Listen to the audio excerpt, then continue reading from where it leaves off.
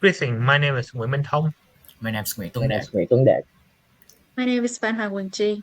I'm Trương Tiến Phát. And I'm Đoàn Văn Huyết, and we are representing Team Phổ thông nghiên cứu from Vietnam. So firstly, to solve question 1, I will combine A and B to explain together. So the phenomenon will be that during peak events, many users request rides simultaneously, shaving the demand curve rightward means that more rides are demanded at every price level. To control this excess demand, dynamic pricing raises fares. This doesn't shift the supply curve but causes movement along it.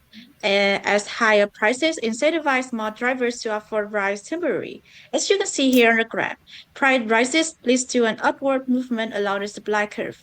With higher prices, inelastic riders continue booking, while elastic riders delay or seek alternatives. So, even though overall demand increased, the price hike reduced quantity demand slightly, helping restore balance and reduce waste times.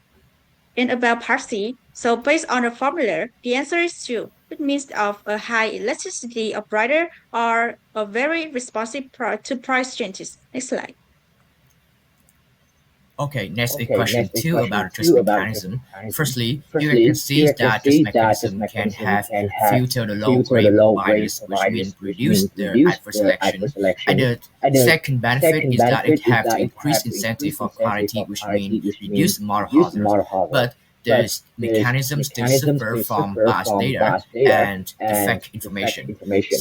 So therefore, we see Therefore, we that this see that mechanism this is mechanism is depend on the depend on quality the and quality and objectivities of objectivities the of data they the rely data they on. rely So on. we come So up we with come up the with idea the idea about about PQM, which PQM, means that which it means will that it rate will rate the the provider based on provider the based on the it's not it's not rate the rate providers the based providers on the based on the general general ratings, ratings, which are which affected are by the affected bias by and the bias and information. information. PQM will PQM will rate that rate that provider based provider on based their on specific their specific performance performance and and matches them with matches them with suitable suitable customers. Next customers. slide, please. Next slide, please.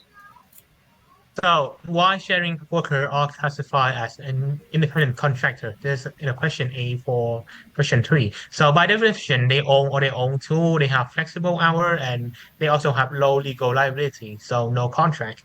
By economic sense, they also avoid benefit, lower costs, and competing prices, which mean that like firm doesn't have to pay as much. But however, this come with a lot of negative externality. Two of those are unprotected worker insecurity, and increased worker welfare costs. They also generate unfair competition that undermine formal labor market. So I propose a benefit fund. Platform contribute 5 to 10% per transaction in helping in ensuring the health insurance and pay leave, which reduce welfare burden, provide safety net without changing status, and help improve workers' sustainability.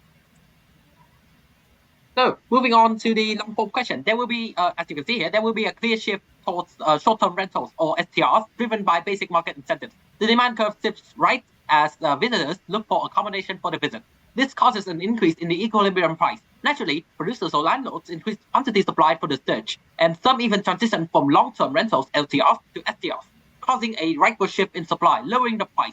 However, as housing is a scarce resource, this is where Ricardian scarcity kicks in. The increase in price caused by the demand surge is likely to overshadow the decrease caused by supply compliance, as you can see here in the first graph. So this results in a supply side constraint that highly impacts locals who face higher and more volatile rents. STRs, however, it isn't all bad because STRs can offer clear economic benefits, such as, next slide please, creating new income streams, amplifying local multiplier effects. Next slide please. In restaurants, retail, and transport. And when taxed, it can even generate municipal revenues to support public goods. For example, in Airbnb and Ocean City. But still, these upsides are offset by serious market failures, such as negative externalities, noise, parking issues, gentrification, volatility caused by the seasonality of tourism. And moving forward, our goal is for citizens to attain accommodation and to maintain economic growth from a rise in tourism. Next slide, please. And this leads us to the regulation of SCRs. And cities are experimenting with several approaches to shift incentive back to long-term rentals, such as taxation of SCRs, subsidization of LTRs, and even outright bans of SCRs. So yeah, the goal is to internalize negative externalities using tools like Pigovian taxes. Yet this also have trade-offs such as deadweight loss, as with any other tax, no guaranteeing benefit to home buyers and citizens, which means that even if the houses are not for rent, like citizens are not guaranteed to like buy them or long-term rent. Leakage into informality with overly restrictive policies such as the black STR market that formed in New York City, and regulatory capture, which means that large hotel chains may like lobby or override or control the policies to benefit themselves and damage smaller STR owners. So our proposed solution try to balance between these both, trying to guarantee welfare for citizens and maintaining economic growth based on the second best theorem, which we will talk about. We propose three solutions, with two dealing with the short run while the last affects the long run. Solution 1 introduces a targeted cap and permit system. A quantity cap directly curbs the negative externality while preserving occasional home sharing. We issue annual permits to SDRs, but if a property is rented more than, say, 90 nights a year, it hits a hard cap. Platforms must push nightly booking data to the town, so unlicensed listings can't transact. If you break the rules, automatic delisting and escalating fines of up to $10,000 with joint liability for both the host and the platform. Economically speaking, investor runs SDR create a negative externality. Owners see their private nightly revenue, but not their higher rents and displacement locals absorb. When fixed housing moves from residents to tourists, the rental supply curve shifts left and equilibrium rents jump. Over time, as capped investors face lower expected returns, some units migrate back to long-term leases, easing pressure and restoring consumer surplus to residents. This isn't hypothetical. Chicago's middle ground ordinance registration plus caps cut active SDR listings by roughly 15 to 20% within a year, yet tourism receipts barely budge. There are three takeaways. Housing, capping year-round investor SDRs reopens a slice of stock to locals, softening the Ricardian rent landlord. Public services, fewer transient visitors per traveling means less weakened policy in trash pickup and noise enforcement. Local economy, a calibrated cap preserves a mixed accommodation ecosystem, so dollars still flow to restaurants and shops. The SDR surge push supply from initial S0 to S1. Our cap then nudges supply back to S2, lowering rent to P2. The shaded green block is the rent savings we claim for locals. Solution 2 is about making tourism pay for its true cost. We introduced a tourist sustainability surcharge system that by directly taxing inelastic visitor demand to fund housing and local capacity in the short run. We overview a two-part levy on visitors. First, a per-night surcharge on every paid stay, hotel, SDR, and even campgrounds that automatically jumps by, say, 50% in the peak season. Second, a mandatory digital town pass for day trippers that bundles parking, beach, and heritage access. At least 70% of our money goes straight into an affordable housing and infrastructure fund. To keep dollars circulating locally, anyone who spends above a set amount of register threshold gets rebate from the pass. Economically, visitors to a must-see coastal town are price inelastic in the short run. They've already booked flights and planned trips, so a modest surcharge barely changes quantity but raises real revenue. That's classic Pigovian logic. We internalize the external cost, housing pressure, and congestion noise by taxing the least elastic base. The peak season multiplier is peak load pricing when strain on public services is highest. The price raises to both temper demand and finance capacity. In effect, outsiders help pay for the very amenities and infrastructure they consume. By earmarking funds, we return part of the tourist Ricardian location rent into lasting local welfare, especially more housing. Look at Bhutan. They charge a $100 USD per person per night sustainable development fee and still attract high-value tourism. Proof that a well-targeted purpose-tied levy can sustain a premium destination. Again, next slide please. There are three key points. Housing. With proceeds locked to housing, we can build and convert units or issue vouchers. Public services, tourist train, roads, waste, and policing. The TSS gives a stable stream to scale these services. The local economy. Businesses gain if some of the fee come back to as shop credits.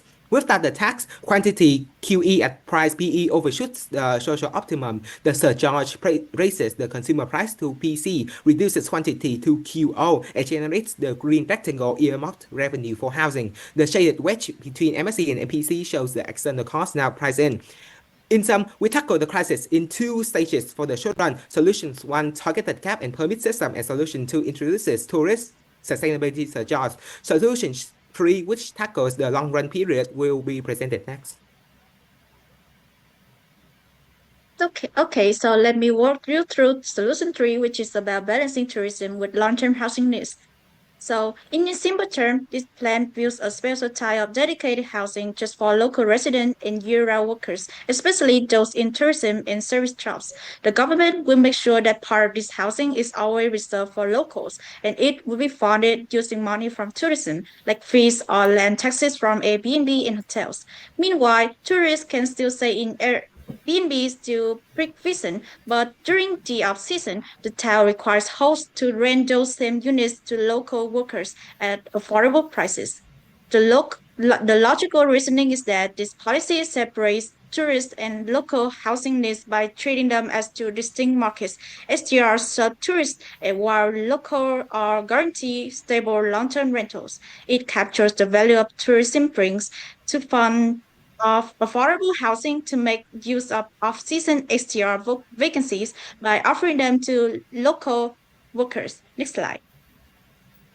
Okay, so now about the economic theory of in use, we propose a peak roll pricing, which means that thinking of a housing like an electricity grid, it gets overwhelmed during tourist season. Instead of building too much just for peak months, we price STR units differently across season. During peak season, prices stay high for tourists, but during the off-season, permits require owners to rent locals at a low and regulate rate, like 70% of fair market rent.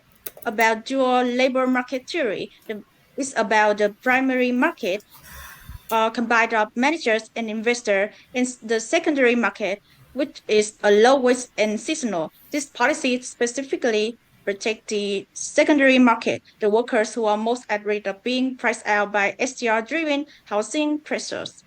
Okay, so next slide. And now let's conclude with a full circle summary of the strategy.